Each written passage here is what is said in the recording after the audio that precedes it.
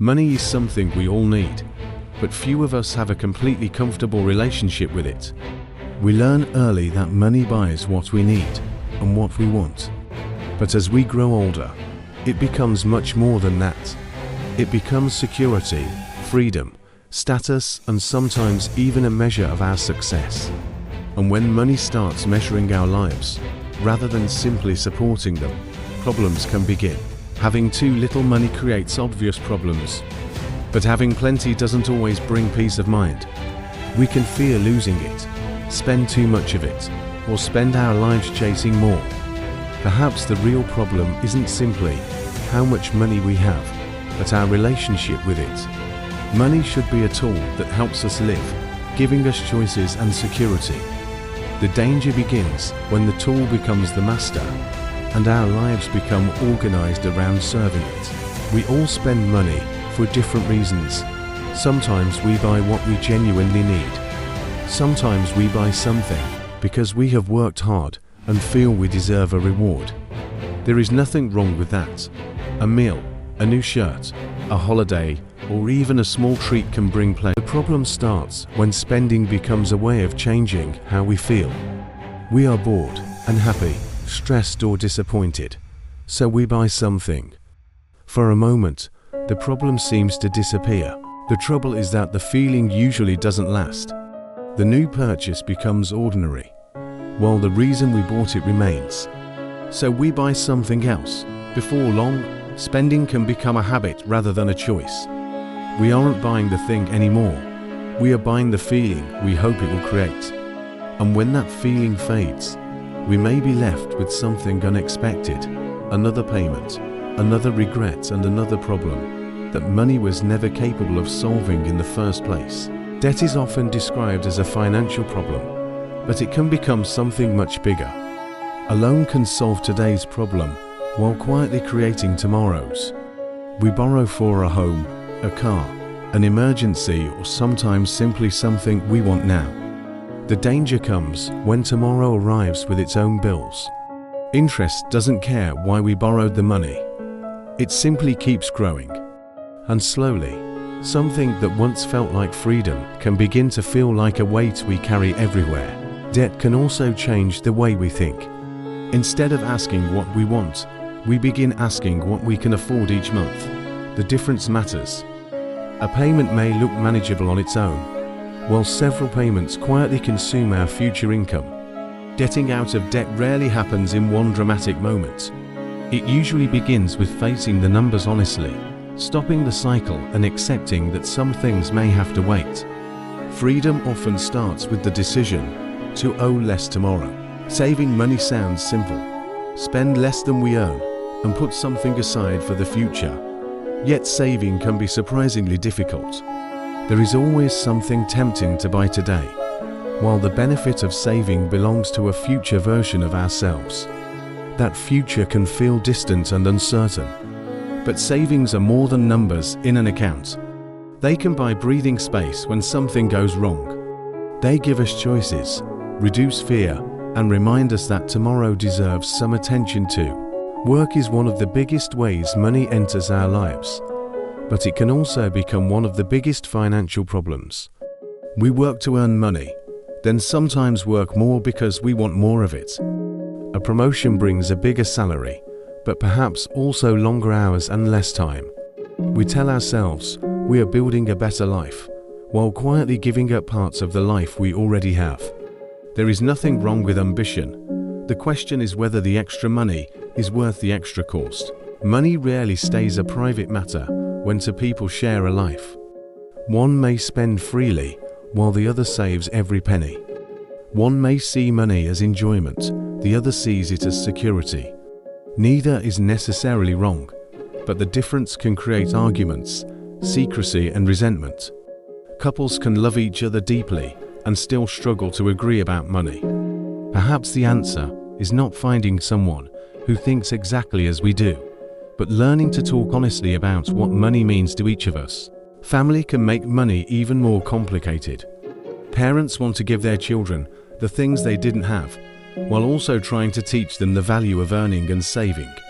It is easy to say, I want my children to have a better life than I did, but where does helping end and rescuing begin? Paying a bill, giving a loan, or buying something expensive can feel like an act of love. Sometimes it is, but sometimes it simply moves a financial problem from one person to another. Family can make money complicated. Parents want to give their children a better life, but helping can sometimes become rescuing. A loan or payment may feel like love, yet it can simply move a problem from one person to another. Money can also create expectations, resentment, and guilt. Perhaps the healthiest approach is to remember that money is only one part of a family relationship. Financial help should strengthen that relationship, not quietly become the relationship. We are constantly surrounded by other people's spending. Bigger houses, newer cars, expensive holidays, and the latest gadgets can make our own lives seem smaller than they really are. Social media makes the comparison even harder to escape. We see what people choose to show us, not what they owe or worrying about. Trying to keep up can turn perfectly good lives into financial problems. The danger is forgetting that someone else's lifestyle was never the measure of our own success. Retirement can seem like a distant problem until suddenly it isn't. We tell ourselves there is plenty of time to prepare, but the years pass quickly.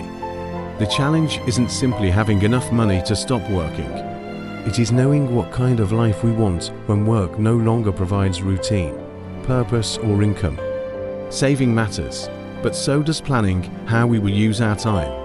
Retirement should not just be about surviving without a salary. It should be about living with freedom. There is also a fear many people rarely admit. What if the money runs out? We may spend years saving carefully, then become afraid to enjoy what we saved. The balance between security and enjoyment is difficult. We cannot know how long we will live or what unexpected costs may appear. Perhaps the answer is not having a perfect number in the bank, but having a sensible plan. Money should provide security for the future without stealing all the enjoyment from the present. Inheritance is a strange kind of money. It arrives because someone has died, so it can bring sadness, gratitude, guilt, and sometimes family arguments.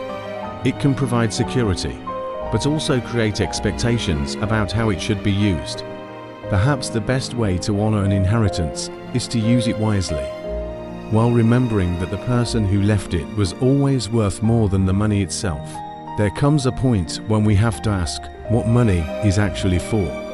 More money can certainly make life easier, but after our basic needs are covered, its value can become less obvious.